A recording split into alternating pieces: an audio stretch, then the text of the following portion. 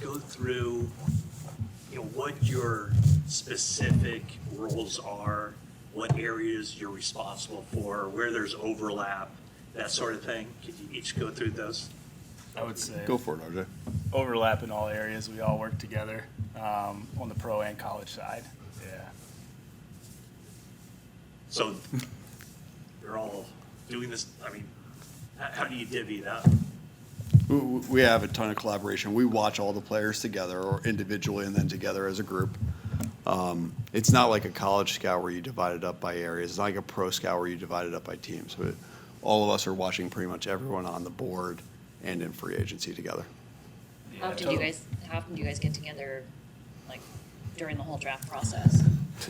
Daily. Yeah. Daily, yeah. So we kind of have an executive team, a personnel executive team, and we all kind of work together for all things. So And I don't know who to address this to, but like when you get a new defensive coordinator, like Ray Morris coming in, how do you go about identifying the traits that he wants to, for you guys to line up in the draft? Yeah, great question. Raheem was awesome. He came in and sat down with all of us and went through each position on defense, player profiles, prototypes, varying levels, like starting caliber players, backup caliber players. Just talked us through his whole scheme, watched film with us.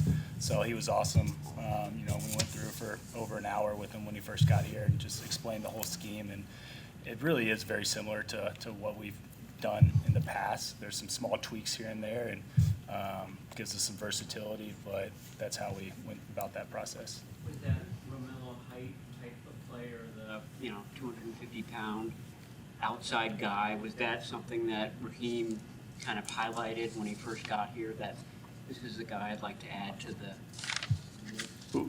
We started evaluating him in the fall. So we had him on the board before Raheem got here.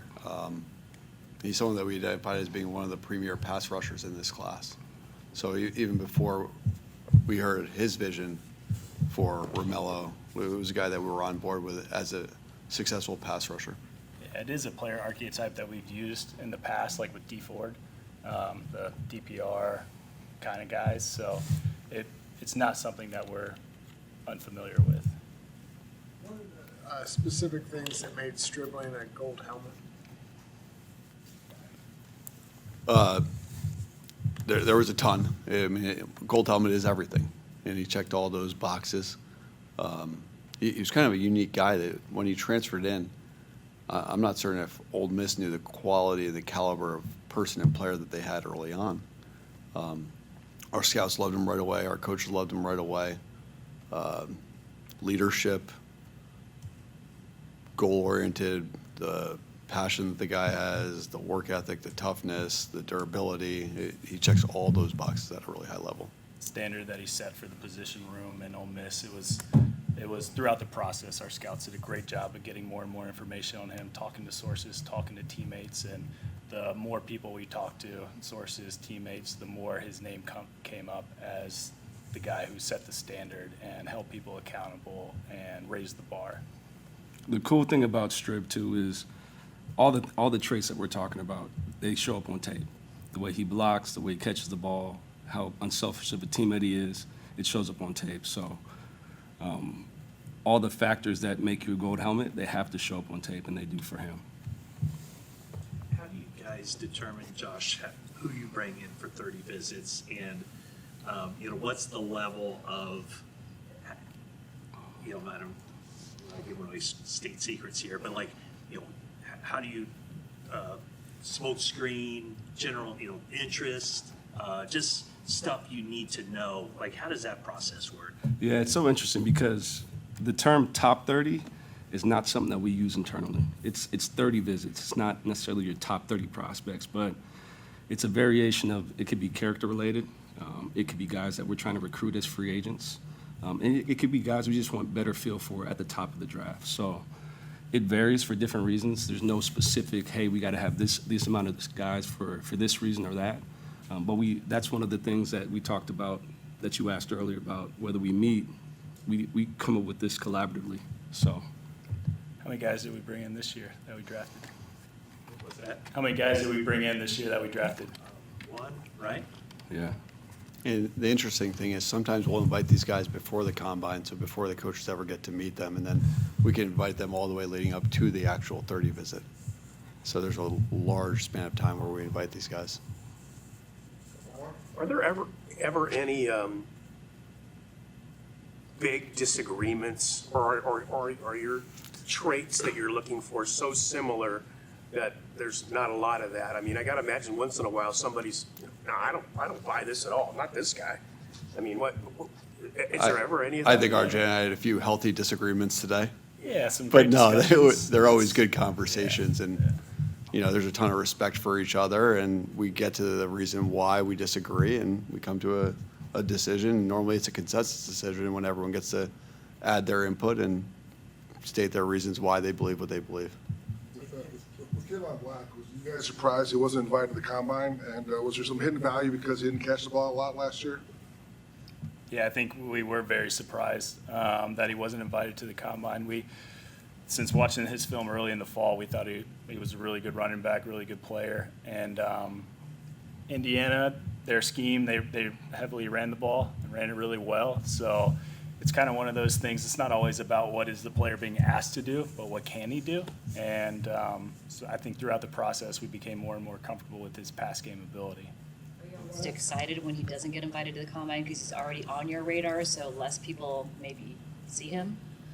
It can go both ways because, like, if the player pops, a lot of coaches might go to their pro day, and if their pro day's late, he can be a late riser or whatnot. So it really is a balance.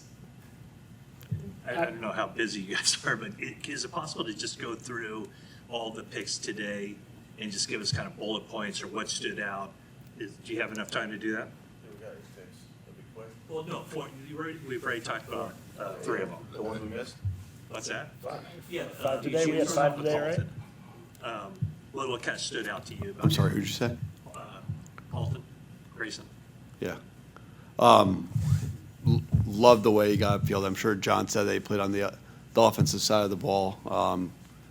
Very, very effective attacking, very effective getting on edges, productive getting of the ball, has 3-down pass rush value, or has 3-down value rushing the passer. One of the big things that we studied was based upon the size, how do we hold up against double teams? We were really happy with his anchor and his overall power. Prysock is awesome because he's got such size and length. And for a bigger guy, he moves like a guy who's smaller. But he's a tough competitor. He's a guy that fits us, and he's going to play on the outside. He's going to compete, so we like him. Jaden Duggar seems like a different type of linebacker, potential safety, outside rusher. Where do you guys see him fitting in? He's really cool because if you go back 2 years at at Georgetown, he's playing safety. And then last year at Lafayette, he's playing essentially outside linebacker, setting edges. And then this year he's playing stack backer. He's a tremendous athlete. We see him as a linebacker. We don't see him as an outside linebacker or on the ball line of scrimmage outside linebacker. But a really talented, gifted, versatile athlete with, as you can tell by his combine measure, or as you can tell by his measurements, he's one of the more physically gifted people. What about the 2 offensive linemen, Willis and Enrique Cruz? Yeah, Carver Willis. He was a fun study. Played college tackle in college and has tackle ability, but we see him more on the inside. And with the scheme in Washington, we really got to see him do a lot of what we're going to ask him to do in terms of the run game, running off the ball, outside zone, and then with his pass pro ability at tackle, sliding inside, we think he can be really beneficial there and be really good in pass pro. So both run and pass, he checked the boxes. And then with Enrique Cruz, he's got a lot of traits in his body. He's got really good size, really good testing numbers, and we really like the film. He played some good rushers this year and held his own. So in terms of just being able to pick up some extra picks and being able to add him, we're really excited about. Just a quick question about Holton. He's a part-time starter the last couple of seasons at Oklahoma. He had to make that transition early from DN to D tackle. When there are limited snaps in that sense, does it offer a challenge in terms of your work evaluating him? Yeah, I think it can. everybody kind of has their own developmental timeline, but we saw him improve throughout the season, really made an impact on that defense, and then down at the Senior Bowl as well, we got to see him, and we thought he had a great week. Go ahead, Ranch, last one. Asking this delicately, every team has draft misses, but when you drafted a running back in the 3rd round, some fans were a little like, uh-oh.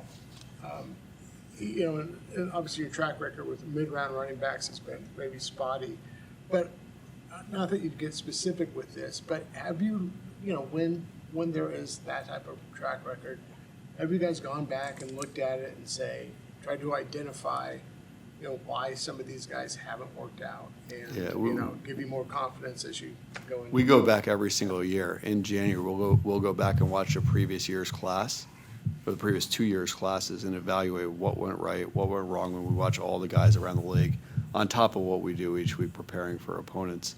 So that is something that we do a lot of self-scout of a personnel staff as well. And so that hopefully leads us to make better picks and better decisions. Yeah, I would say internally, we review it every year and talk about it all throughout the whole process, and, you know, why we might have hit on a guy, why we might have missed on a guy, why maybe it's still undecided on a guy. Yeah. And probably the cool thing about it is, you know, we assess it based on our board and our standards. So we don't really care as much about what the mocks say, because the mocks don't necessarily talk about the 4th, 5th, 6th round players, the George Kittles, you know, the Dre Greenlaws, those type of players that we valued in the building, you know. But there's opportunity day 3 especially, where we could find players and then assess where we are with that part of the process, whether we've done well and whether we can do better at all parts of the board. So we're excited always to kind of go through that together. It helps us grow, and it helps us grow as a team. Go ahead, Harold. Yeah. Kyle mentioned earlier how trying to guess where some of these guys would have gone, like if it was 20 spots too early, 20 spots too late. Do you guys even concern yourself with that in terms of how other teams might be weighing the guys that you're interested in? To a certain degree, but as we see every year with us or other teams, like all it takes is one team. So we try to go through our process and grade the players, vertically stack the players, horizontally stack the players, and then just let the draft come to us. And throughout the offseason process, free agency, all that, we just weigh it all together and try to make the best decisions and try to decide where we think those players are going to go, just based on value, what we're hearing, team needs, all that stuff. All right, thank you guys. Yeah, thank you.